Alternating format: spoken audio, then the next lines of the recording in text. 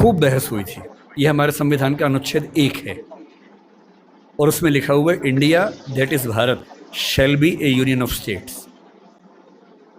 बड़ी इंटरेस्टिंग बात है कि उस समय डिबेट थी कि भारत का नाम भारत रखें या इंडिया रखें। कुछ लोगों ने आर्यव्रत भी कहा, आर्यव्रत कहा, कुछ ने हिंदुस्तान कहा, सब नाम चले। अंत में सहमति बनी कि नहीं, भारत और इंडिया ही ठीक है।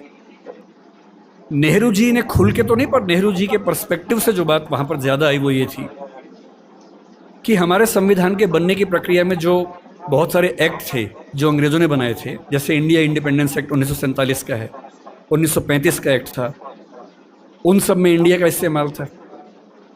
उस समय के भारत की तरफ से जो समझौते अंतर्राष्ट्रीय थे उन सब में इंडिया नाम था।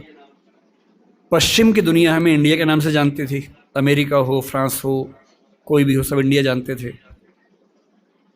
नेहरू जी का मिजाज जो था वो ये भी था कि हमें ग्लोबल पर्सपेक्टिव में चीज़ों को देखना है, पूरी दुनिया से संवाद करना है, क्योंकि उनकी रुचि अंतर्राष्ट्रीय मुद्दों में ज़्यादा थी, बहुत ज़्यादा थी। मेरे ख्याल से इन सब वजहों से तय हुआ कि हम अपना नाम इंडिया रखेंगे, पर इंडिया के बराबर महत्व भारत का भी रहेगा। तो लिखा गया India that is Bharat.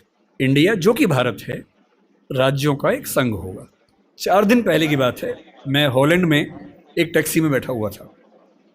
Interesting बात सोच के देखिए, टैक्सी का ड्राइवर मोरक्को का रहने वाला था। उसको जैसे ही पता लगा मैं भारत से हूं, उसने मुझसे यही सवाल पूछा। उसने कहा कि यू आर फ्रॉम इंडिया? मैंने कहा yes. We are listening to a debate India और Bharat, what do you think? मैं बड़ा चकित कि ये मोरक्को का आदमी हॉलैंड में रहता है, इसके मन में ये सवाल आ रहा है।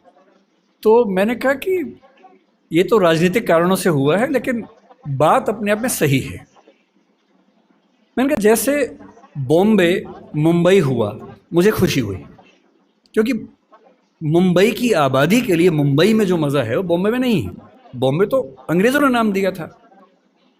कोलकाता को कैलकाटा अंग्रेज़ों ने किया, तो बंगाल के लोगों ने कोलकाता कर दिया उसको। दिल्ली को दिल्ली के लोगों ने दिल्ली कर दिया, दिल्ली ही बना के रखा हुआ है, DILLI, ये होना चाहिए। कहे कि दिल्ली भाई, हम क्यों दिल्ली बोलेंगे दिल्ली को? ये सारे तर्क अगर सही हैं, अगर बर्मा का नाम म्यांमार होना सही है क्योंकि उनकी जनता की आवाज़ तो म्यांमार में है, बर्मा में नहीं है। श्रीलंका और सीलोन की डिबेट में वो अपने आप को सीलोन ना मानना चाहिए, श्रीलंका मानना चाहें, क्योंकि उनकी भाषा श्रीलंका बोलती है। तो मेरे मन में सवाल बड़ा साफ आता है कि भारत इंडिया क्यों होना चाहिए। मैं फिर स्पष्ट कर दूं, मैं सरकार के पक्ष में नहीं बोल रहा हूं, मुझे उनसे रत्ती भर मतलब नहीं, मैं एक विचार की बात कर रहा हूं। और मैं जब संविधान पढ़ाया करता था, अनुच्छेद 1 पढ़ाते हुए मैं हमेशा बोलता था कि मुझे चुभन होती है ये पढ़ते हुए कि इंडिया दैट इज भारत। दोनों ही लिखने थे तो भारत दैट इज इंडिया कर देते। अगर दोनों ही लिखने थे, ठीक है, दोनों रखें, क्या दिक्कत है।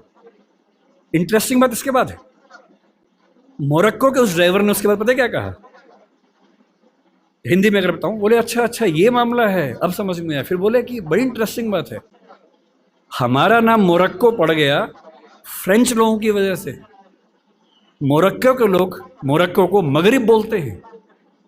और जब मैं सऊदी अरबिया गया, सऊदी अरब के लोगों ने मुझसे पूछा कहाँ से आए हो, मैंने कहा मोरक्को। उन्होंने इस भाव से देखा कि मैं पागल हूं। बोले नहीं, मगरिब से आए हो। अगर मगरिब की आबादी खुद को मगरिब कह के खुश है, तो उसे फ्रेंच लोगों की वजह से मोरक्को क्यों कहा जाए? इंडिया शब्द वेस्ट ने दिया और बुरे भाव से दिया। उनकी नज़र में इंडियन होने का मतलब है बहुत पिछड़ा हुआ होना, रेड इंडियंस, वेस्ट इंडियंस। तो आज ये क्यों हुआ? मैं समझता हूं कि राजनीतिक निहितार्थ है और उस राजनीति में मेरी रुचि ज़रा सी भी नहीं है, लेकिन ये आज हो या कभी भी हो, मैं इस पक्ष में हूं कि देश का नाम देश की भाषा में होना चाहिए और देश की भाषा भारत के पक्ष में है। आप इंडिया भी रख लीजिए, इंडिया दैट इज़ भारत के बदले भारत दैट इज़ इंडिया मेरी पहली पसंद होगी। मुझे इंडिया से दिक्कत नहीं है, पर भारत मेरी पहली मोहब्बत है।